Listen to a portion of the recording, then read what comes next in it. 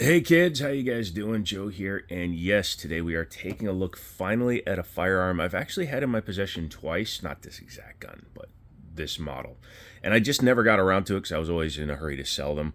This one is a pretty cool gun in that it is what the gun should be at the price it should be sold at. And you'll understand why when we get into it. First off, thank you guys so much for the 180,000K. Also, my subscriber base is awesome because a lot of you come and join the live streams Mondays, Wednesdays, Fridays, a few hours on each of those days, and we have some good fun. Last week was a little crazy, but we're back to normal starting, well, on a Monday when I made this. But inside this nice case, as you can see, it's got Ruge and the Magpul logo, is the RXM. My apologies, that's a Glock. Here's the RXM. So the RXM is a Gen 3 pattern Glock clone with some features that set it apart from the rest of them out there. And yes, when I say the rest of them, I do mean the rest of them because once the Gen 3 patent had expired, literally everybody that ever made a part for a Glock decided to make a gun. Lone Wolf Tactical used to just make parts and frames and stuff. Somebody scratched my Glock. Oh, no, it's just a thing. I was going to say, that coating's usually really good. But this is a Gen 5, but we're going to use it for today's video. But yeah, all those companies knocked out their own guns. Some of them do them well. Some of them don't do them as well. Some of them are almost identical replicas, and some of them take different approaches. So at least there is some variety out there, and we'll take a look at this one. So what you have in here is the bag the gun comes in, a gun lock, a spare mag. These are Magpul mags. Obviously, since it's a collaboration with Magpul, so of course it's going to come with some Magpul mags. How funny would it be if you go into a shop to try to buy one of these RXMs and the fools at the shop have swapped them out for the KCI cheaper ones? That would just make me giggle like a schoolgirl being tickled. Anyway, let's move that out of the way. Make sure everything's still in frame, especially my cool little signs that my buddy Drunk Mouse made. You should probably Google what they say, especially that one, and see what it means. But yes, the RXM is a double stack 9mm Gen 3 pattern clone, like I said. It looks very similar to the Glock in that it has a very similar profile. However, both empty. You will see some differences, and this is what I appreciate about I call them clones, Glock manufacturer, clones manufacturers, but the clone manufacturers are all able to do little things, iterations, make them their own, which sets them a little bit apart from the Glock. But overall dimensions, very similar. The rounded trigger guard, it may not work in the same holsters, but overall, like I said, very similar firearm. Looking good, Mortimer. So yes. All right, we may refer back to this at some point. This isn't a Gen 3. If it was a Gen 3, I'd show you how every part fits. Yes. Yes, yes. We'll sit you down there. We'll be comparing the triggers in a little bit. But RXM, Ruge X Magpul, is what that all stands for. And the gun itself feels very premium. I've been asked on my live streams a lot, and I actually talked to Ruger's representative at the NRA show, and I mentioned to him how I've been referring to it, and he agreed with me. Same thing with Magpul. When people ask me what my thoughts are on the RXM, I say imagine a dagger, because the grip module angles, everything looks very much like a dagger, but with good build quality.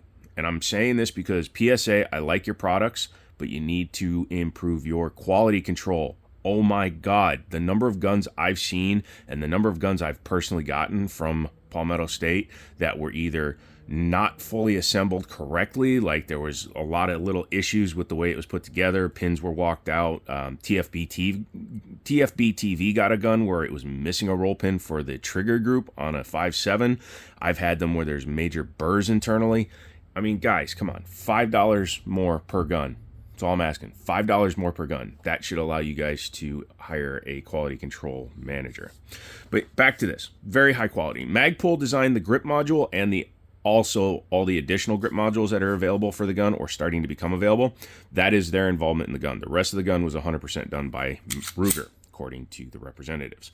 Feels nice in the hand. It's very, very polymer 9-ish, but it does have a different grip angle. As you can see, You know, the grip angle on the Gen 5 is the same as the Gen 3's, just minus the finger grooves. This has no finger grooves, so that's also appropriate. But as you can see, the back strap is completely straight on the RXM versus the Glock. This gives it a slightly more 1911 feel. The front strap, the angle is about the same, but it has an undercut. So those things, just little things like that, right? I prefer flat mainspring housings because of the way the web of my hand is. My hands are not very large for my size. I'm 6'4", but I have like the hands of somebody that's like 5'8", 5'9". I can't even palm a basketball. I know. What kind of man am I? Oh, yeah, right. I'm Asian. I'm a mathlete. But yeah, when it goes into the web of my hand, I like to have it so that it just fits like this. When you have the hump, it forces it out a little bit more. So I actually prefer it like this because 1911s and a lot of other guns, when you grab them like that, you're actually not having to, you know, like when I point this gun, I literally put the front sight in the rear sight. When I grab this gun and I put it up, the front sight is too low. Because as you can see what it's doing to the web of my hand, the back strap comes down, hits the base of my palm, and puts it right there. So when I present, I'm actually presenting the front sight low. That's why you shoot them low. When I present this gun, as you can see, when it's hitting the base of my hand, it's going straight up into the web.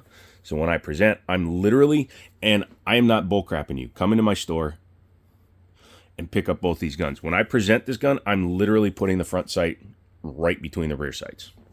Let's start there too for a difference. Metal sights, night sight, high vis front. Come on, guys. Really? You have to spend well over $600 to get something like the 19M in order to get night sights, which doesn't make sense because if you spent $500, you're going to spend over $100 to get like True Glows or something. So $400 is the average street price for one of these guys, and to have metal night sights and a freaking optics cut out of the box. Come on. Come on. Icarus Precision's already made metal grips on them for them. I may have to check them out, although I already got rid of the grip they sent me for the Echelon, so I'll probably have to buy my own. Anyway, you guys can help subscribe. Magazine release, it's cut as if they were going to make it Gen 5 style. You can see it's not as wide. It's using the Gen 3 pattern style. So that's a Gen 5. You can see how wide it is. And that cut almost mimics that. Almost like they were planning on making frames. Like Magpul was going to make frames for the Gen 5. If they did, that'd be a cool upgrade. I highly approve of that. Yeah, sorry, I'm just taking a look at stuff. We're going to take it apart in just a minute here. But yeah, overall, the grips, the ergonomics, I like the stippling that it has. Feels really good in the hand. Stock trigger.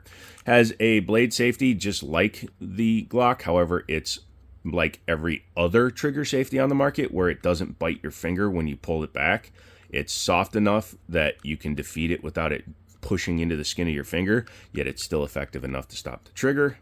Trigger pull is take up, a little more junk, and break. Honestly, feels very Glocky. Reset is right there. Break.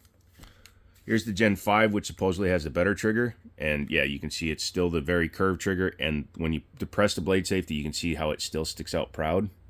That gets really grating on your fingertip when you shoot too much. So, trigger pull. It's a little bit lighter, I will say that. This one has probably a 5.5 pound trigger. This is probably closer to like a 7-pound trigger. But in the hand, it feels better because it's not biting my finger. When you pull that, it feels like you're pulling the other one. It feels like you're pulling the edge of a knife with your finger. This one just feels like you're pulling a trigger. And that can make a lot of difference. And I took the road less traveled, and that made all the difference. Very standard build there. We'll take it apart and see what that guide rod is. It's open at the end. I don't know if that makes it a serviceable one or not. The slide cuts are pretty usable, so my hands are slippery for some reason, but yeah, as long as you grab them, you can use them. The optics plate, I believe it's cut for RMSC, did not have plates in the box, so I think it's direct mount. And yeah, the really big thing about the RXM over all of its contemporaries is that the trigger group is removable from this frame. I don't have any of their 17-rounder frames yet. They weren't released yet at the time of this video, but I'm going to be getting a 17-round frame, even if it's just to put in the store, thus converting this into something like a 19X. And again, for $400-something, this thing is such a better option. And it takes Gen 3 Glock parts, so if you want a threaded barrel, just get a goddamn Zev barrel and put it in there and be done with it. Come on, kids. Come on. Come on. Also, you can take the fire control group out and build whatever the hell you want. That's awesome. That's awesome. Maybe if they come out with the Flux Raider or a carbine, we'll have to do something like that. But yeah, what do you say we take it apart? Okay, well, you first want to take your firearm, point it in a safe direction, and check it for fuel. I'm calling it fuel today. It's Armo fuel. Just to show you also, Gen 5 mags, all the mags, all stock Glock mags will work fine in the gun. There you go, sorry. When you smack them in, yeah, but it does work and it does lock back. So, there you go. First thing I do is one of two ways. You can pull the triggers, pull the slide back, and then release, but I like to hit the releases, pull the slide back, and then push. I feel that's a little bit better because it reduces the risk of accidentally recharging the firearm and making it look like a doofus. All right, Gen 3 styles, polymer, single spring, that would be something that I would change right away. They do make double nested metal guide rods for the Gen 3 guns, so I would highly recommend doing that.